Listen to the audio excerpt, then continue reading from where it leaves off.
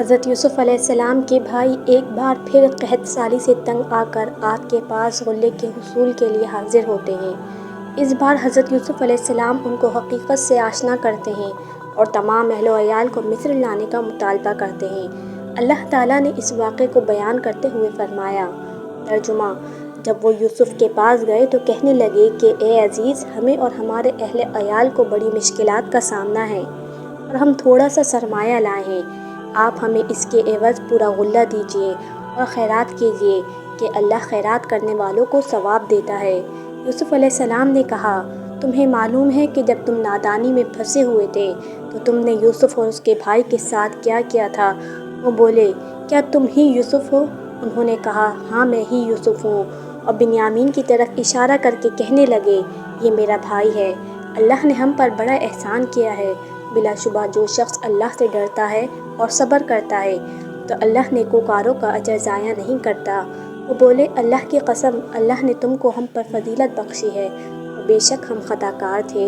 یوسف نے کہا کہ آج کے دن سے تم پر کچھ عتاب اور ملامت نہیں ہے، اللہ تم کو معاف کرے اور وہ بہت رحم کرنے والا ہے۔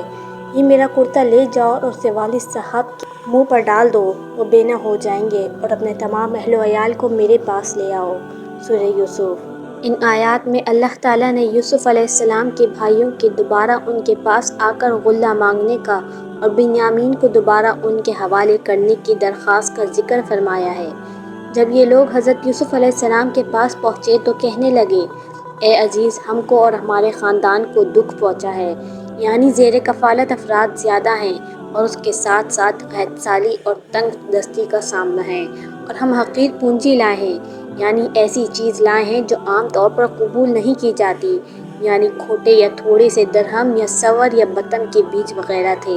ایک قول کے مطابق پرانی بوریاں اور رسیاں وغیرہ لے کر آئے تھے۔ چنانچہ انہوں نے کہا، بس آپ ہمیں غلے کا پورا ماب دیجیے اور ہم پر خیرات کیجیے، اللہ تعالیٰ خیرات کرنے والوں کو بدلہ دیتا ہے۔ خیرات اور صدقے سے مراد یہ ہے کہ ہماری نکمی چیزیں ہی قبول کر لیجیے، یا یہ مطلب ہے کہ ہمارا بھائی ہمیں واپس دے دیجیے۔ جب آپ نے ان کی یہ کیفیت دیکھی کہ ان کے پاس صرف ناکارہ اشیاء رہ گئی ہیں تو حضرت یوسف علیہ السلام کو ان پر ترس آ گیا۔ چنانچہ آپ نے پیشانی سے کپڑا ہٹا دیا اور انہیں اپنی پہچان کراتے ہوئے اللہ کے حکم سے فرمایا، جانتے بھی ہو کہ تم نے یوسف اور اس کے بھائی کے ساتھ اپنی نادانی کی حالت میں کیا کیا؟ ان کی حیرت کی انتہا نہ رہی۔ وہ کئی بار آپ کی خدمت میں حاضر ہوئے تھے لیکن آپ کو پہچان نہ سکے تھے۔ اس حیرت کے عالم میں انہوں نے کہا، واقعی تو ہی یوسف ہے؟ جواب دیا، ہاں میں یوسف ہوں اور یہ میرا بھائی ہے، یعنی میں وہی یوسف ہوں جس کے ساتھ تم نے کیا کچھ بدسلوکی نہیں کی اور جس کے بارے میں تم سے کیا کیا تقصیر سرزد نہیں ہوئی۔ آپ کا یہ کہنا اور یہ میرا بھائی ہے، اس میں پہلی بات کی تاکید و تائید ہے اور ان کے دلوں میں پوشیدہ حسد اور ان کے گزشتہ فریب کی طرف اشارہ ہے۔ اسی لیے فرمایا، اللہ نے ہم پر فضل و کرم کیا، یعنی اللہ کا ہم پر یہ فضل و احسان ہے کہ اس نے ہمیں اچھا ٹھکانہ مہیا فرمایا، ہماری عزت کے اسباب مہیا فرمائے، کیونکہ ہم نے اپنے رب کی فرما برداری کی تھی، تمہاری بدسلوکی پر صبر کیا تھا، اپنے والد کی اطاعت اور ان سے حسن سلوک کیا تھا۔ انہوں نے کہا، اللہ کی قسم، اللہ تعالیٰ نے آپ کو ہم پر برتری دی ہے، یعنی آپ پر فضل کرتے ہوئے آپ کو وہ کچھ عطا فرمایا ہے جو ہمیں نہیں دیا، اور یہ بھی بالکل سچ ہے کہ ہم خطا کار تھے۔ اب ہم اس اعتراف کے ساتھ آپ کے سامنے حاضر ہیں۔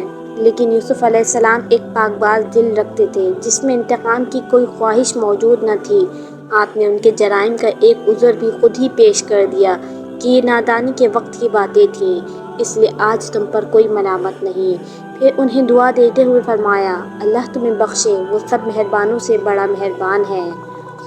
پھر آپ نے انہیں اپنی قمیص دیتے ہوئے فرمایا کہ اسے لے جا کر والد صاحب کی آنکھوں پر رکھیں، ان کی بصارت جو ختم ہو چکی ہے اللہ کے حکم سے انہیں دوبارہ مل جائے گی۔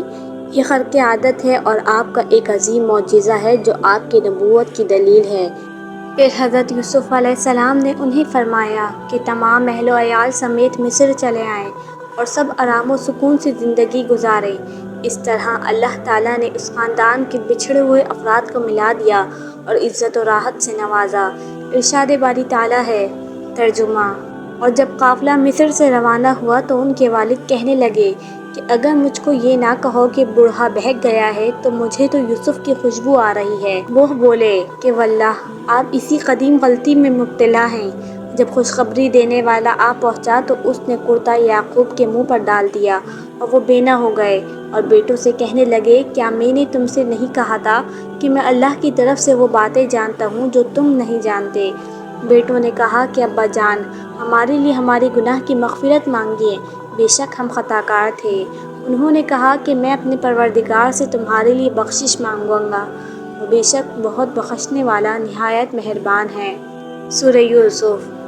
جب قافلہ روانہ ہوا تو ایک ہوا چلی جس سے یوسف علیہ السلام کی قمیص کی خوشبو حضرت یعقوب علیہ السلام تک پہنچ گئی۔ تب آپ نے فرمایا مجھے تو یوسف کی خوشبو آ رہی ہے۔ آپ کو 3 دن کے فاصلے سے یہ خوشبو محسوس ہو گئی تھی تو کہنے لگے اگر تم مجھے سٹیایا ہوا قرار نہ دو، یعنی ہو سکتا ہے کہ تم سمجھو کہ بڑھاپے کی وجہ سے میری عقل میں فرق آ گیا ہے، لیکن حقیقت یہی ہے جو میں کہہ رہا ہوں۔ وہ کہنے لگے واللہ آپ اپنے اسی پرانے خبط میں مبتلا ہیں۔ اور جب خوشخبری دینے والے نے پہنچ کر ان کے منہ پر وہ کرتا ڈالا اسی وقت وہ پھر سے بے نہ ہو گئے، یعنی اس نے آتے ہی یعقوب علیہ السلام کے چہرے مبارک پر قمیص ڈال دی۔ آپ کی آنکھیں فوراً روشن ہو گئیں۔ اس وقت آپ نے بیٹوں سے فرمایا کیا میں تم سے نہ کہا کرتا تھا کہ میں اللہ کی طرف سے وہ باتیں جانتا ہوں جو تم نہیں جانتے؟ یعنی مجھے معلوم تھا کہ اللہ تعالیٰ مجھے یوسف سے ضرور ملائے گا اور مجھے آنکھوں کی ٹھنڈک ضرور نصیب ہوگی اور اس کے ایسے حالات دیکھوں گا جن سے مجھے خوشی حاصل ہوگی۔ اس وقت انہوں نے کہا ابا جی آپ ہمارے لیے گناہوں کی بخشش طلب کیجیے، بے شک ہم قصوروار ہیں۔ انہوں نے درخواست کی کہ انہوں نے آپ سے اور آپ کے بیٹے یوسف سے جو بدسلوکی کی تھی، جو ان کا برا ارادہ تھا، اللہ سے ان کے گناہوں کی معافی کی دعا کریں۔ ان کے والد محترم نے ان کی درخواست قبول کرتے ہوئے فرمایا اچھا میں جلد ہی تمہارے لیے اپنے پروردگار سے بخشش مانگوں گا، وہ بخشنے والا اور نہایت مہربانی کرنے والا ہے۔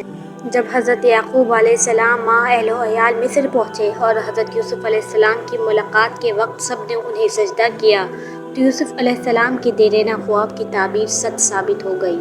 ارشاد باری تعالیٰ ہے، ترجمہ: جب یہ سب لوگ یوسف کے پاس پہنچے تو یوسف نے اپنے والدین کو پاس بٹھایا اور کہا مصر میں داخل ہو جائیے، اللہ نے چاہا تو خاطر جمع سے رہیے گا۔ اور انہوں نے اپنے والدین کو تخت پر بٹھایا اور سب یوسف کے آگے سجدے میں گر پڑے۔ اس وقت یوسف نے کہا ابا جان، یہ میرے اس خواب کی تعبیر ہے جو میں نے بچپن میں دیکھا تھا۔ میرے پروردگار نے اسے سچ کر دیا اور اس نے مجھ پر بہت سے احسان کیے ہیں کہ مجھ کو جیل سے نکالا اور اس کے بعد کہ شیطان نے مجھ میں اور میرے بھائیوں میں فساد ڈال دیا تھا، آپ کو گاؤں سے یہاں لایا۔ بے شک میرے پروردگار جو چاہتا ہے تدبیر کرتا ہے، بلا شبہ وہ بڑا دانا اور نہایت حکمت والا ہے۔ پھر یوسف نے اللہ سے دعا کی کہ اے میرے پروردگار تو نے مجھے حکومت دی اور خوابوں کی تعبیر کا علم بخشا۔ اے آسمانوں اور زمین کے پیدا کرنے والے، تو ہی دنیا اور آخرت میں میرا کارساز ہے۔ تو مجھے دنیا سے اپنی اطاعت کی حالت میں اٹھانا اور آخرت میں اپنے نیک بندوں میں داخل کرنا۔ سورہ یوسف۔ ان آیات میں طویل جدائی کے بعد پیارے والدین اور تمام اولاد کے اکٹھا ہونے کا بیان ہے۔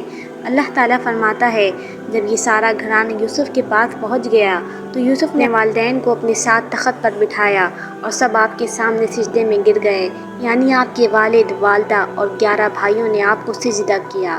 اس سے آپ کی تعظیم و تکریم مقصود تھی۔ یہ سجدہ ان کی شریعت میں جائز تھا اور تمام شریعتوں میں اس پر عمل ہوتا رہا، حتیٰ کہ ہماری شریعت میں اسے حرام قرار دیا گیا۔ تب کہا ابا جی یہ میرے پہلے خواب کی تعبیر ہے، یعنی میں نے آپ کو جو خواب سنایا تھا کہ مجھے 11 ستاروں نے اور سورج اور چاند نے سجدہ کیا ہے اور آپ نے مجھے اس کو پوشیدہ رکھنے کا حکم دیا تھا، اس کی یہ تعبیر ظاہر ہو گئی ہے اور میرے رب نے اسے سچا کر دکھایا۔ اس نے میرے ساتھ بڑا احسان کیا جب مجھے جیل خانے سے نکالا، یعنی میں وہاں تنگی اور تفکرات میں تھا، اللہ نے مجھے وہاں سے نکال کر مصر کا با اختیار حاکم بنا دیا۔